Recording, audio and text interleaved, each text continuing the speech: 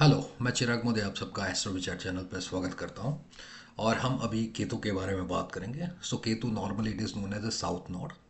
और केतु क्या है? तो केतु एक निगलेक्शन वाली एनर्जी है। ओके, मतलब जहाँ पे भी केतु आपके पत्री में बैठा है उस भाव में आपका फोकस नहीं होता है, आप काफ़ी निगलेक्ट करते हो। लेकिन केतु जिस हाउस में बैठा है उस हाउस में आप काफ़ी स्ट्रांग रहते हो। क्यों? क्योंकि केतु के पास हेड नहीं है, केतु के पास बॉडी है, बॉडी विदाउट हेड। तो केतु के पास ब्रेन नहीं है, केतु के पास आइज नहीं है, केतु के पास टंग नहीं है, कम्युनिकेशन नहीं है, बुद्धि नहीं है। लेकिन केतु के पास है हाथ, पैर और हार्ट। हार्ट बोले तो उसके पास वो जो भी काम करता है अपने दिल से डिसाइड करता है, दिल से डिसीजन लेता है, दिल से काम करता है। और जो भी काम करता है वहाँ पे वो पैर गड़ा के खड़ा है। तो राहु केतु जो भी हाउस में बैठा है, for an example Rahu Ketu first house में बैठा है, टेंथ हाउस में बैठा है, या जो भी भाव में केतु बैठा है, तो वहाँ पे केतु की बॉडी है, हेड नहीं है। तो केतु की बॉडी जहाँ पे है तो केतु वहाँ पे अपने दोनों पैर गड़ा के खड़ा है। अब जहाँ पे केतु खड़ा है वहाँ पे तो केतु है। जैसे कि हमने राहु के बारे में बात करी थी, तो राहु एक हेड है, उसकी बॉडी नहीं है। तो जो भाव में राहु है वहाँ पे वो अपना एग्जिस्टेंस ढूंढ नहीं पा रहा है, वो बस घूमता फिर रहा है। उसलिए वो हाउस के प्रति वो ऑब्सेसिव है। लेकिन केतु के पास ऐसी एनर्जी नहीं है। केतु जहां पे भी होता है, केतु को पता है कि मैं वहां पे हूं।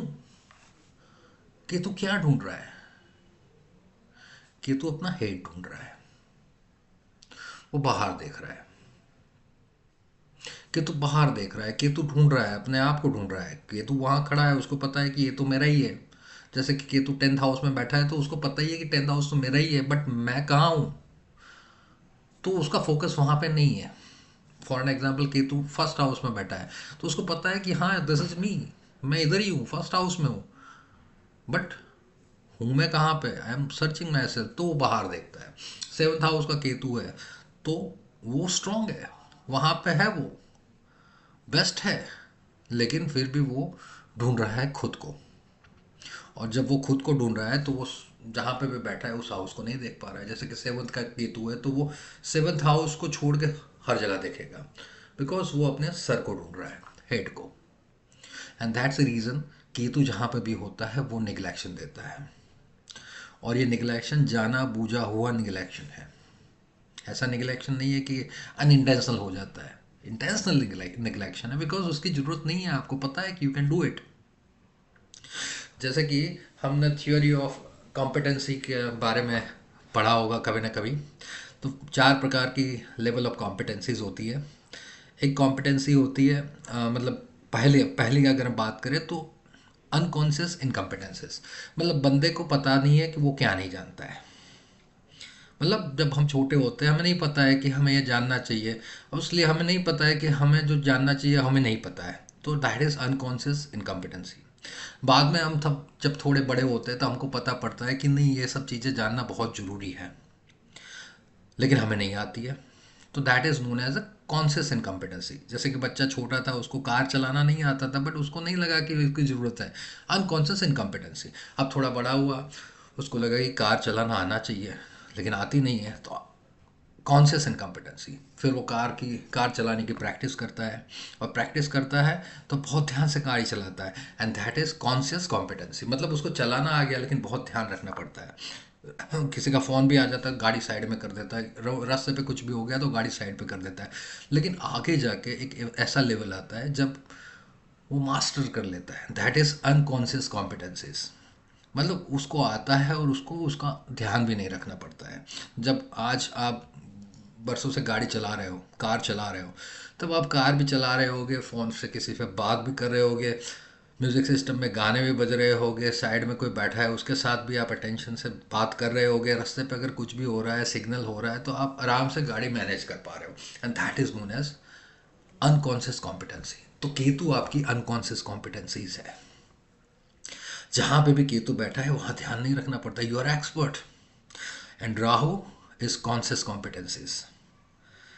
ठीक है, राहु या तो कॉन्शियस इनकॉम्पिटेंसी है, या राहु वहाँ से आगे बढ़ के लाइफ में ज़्यादा से ज़्यादा राहु जा सकता है, तो कॉन्शियस कॉम्पिटेंसीज के लेवल पे ही जा सकता है।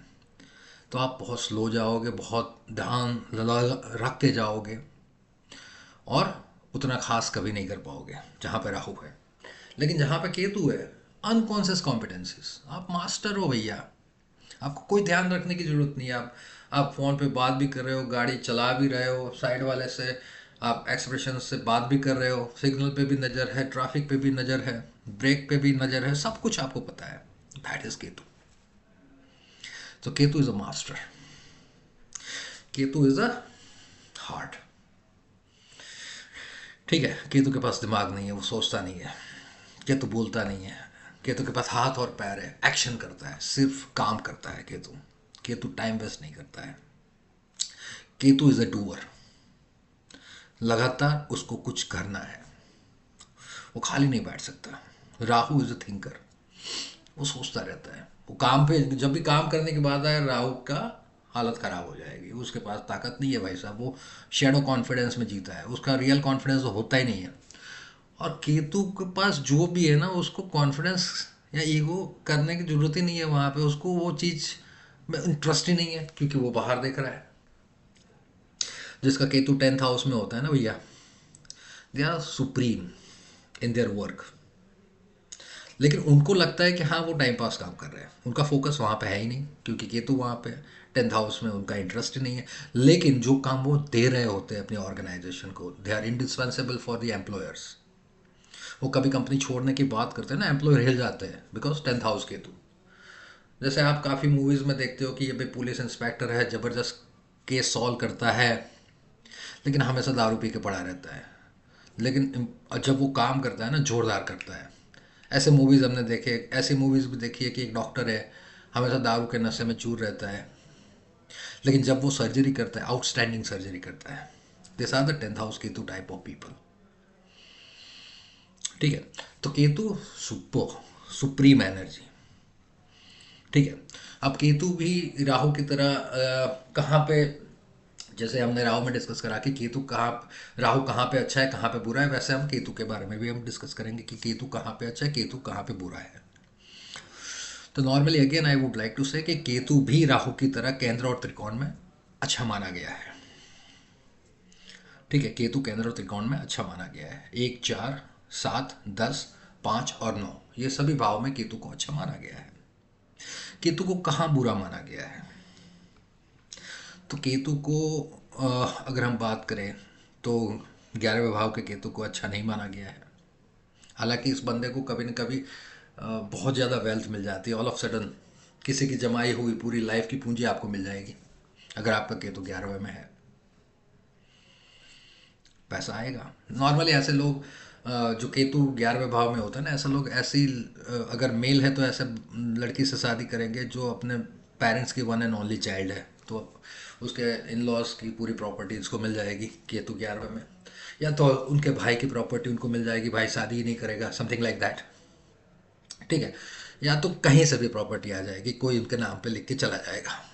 लेकिन 11वें भाव का केतु अच्छा नहीं है, क्योंकि 11वां भाव दोस्तों और दोस्ती का हाउस है। वहाँ पे केतु होने की वजह से आप एक बहुत ही अलग प्रकृति के इंसान बन जाते हो।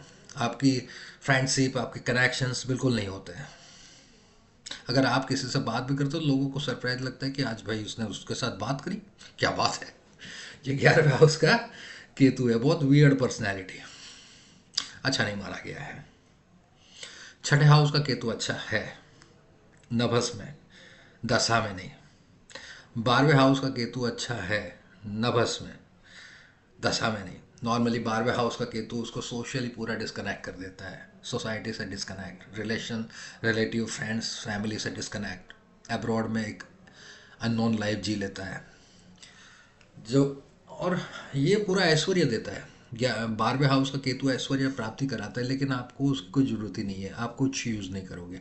ज़्यादातर इंसोम्निया के पेशेंट्स होते हैं। 8th हाउस का केतु इंसान को बहुत तांत्रिक शक्तियाँ देता है। 2nd हाउस का केतु वेल्थ, खाली। लेकिन फर्स्ट एंड सेकंड हाउस के केतु के बारे में ये बताया गया है कि फर्स्ट हाउस का केतु कुछ होने वाला है उसका एहसास हो जाता है। सेकंड हाउस का केतु जो बोलता है वो हो जाता है। ठीक है, वो हम कभी बाद में उसका वीडियो बनाएंगे। बट केतु भी जिस हाउस में बैठा है उसी हाउस के मालिक की तरह बिहेव करता है। फॉर एन एग्जाम्पल, किसी का केतु 5th हाउस में बैठा है, ठीक है, और 5th हाउस का मालिक सोचो कि उसका शनि है, और शनि उसको देख रहा है, ये राजयोग बन गया। और केतु जब भी कोई भी केंद्र में बैठा हो या कोई भी त्रिकोण में बैठा हो या केंद्र और त्रिकोण के मालिक के साथ बैठा हो तो यह राजयोग हो गया। सोचो पहले घर में केतु बैठा है और 9th हाउस के लॉर्ड के साथ बैठा है, राजयोग हो गया। सोचो 10वें घर में केतु बैठा है और 5th हाउस के लॉर्ड के साथ बैठा है, राजयोग हो गया। सोचो 5th हाउस में केतु बैठा है, 1st हाउस के मालिक के साथ बैठा है, राजयोग हो गया। ठीक है, सो ऐसे बहुत सारे राजयोग केतु देता है। और जब ऐसे राजयोग वगैरह की दशाएं में केतु आती है, केतु की दशाएं आती है, तो इंसान को बहुत ज़्यादा ऊंचाइयों पे ले जाता है। तो आशा रखता हूँ कि ये वीडियो आपको पसंद आया होगा। तो please like and share my video and please subscribe my channel astro विचार फॉर यू नाउ।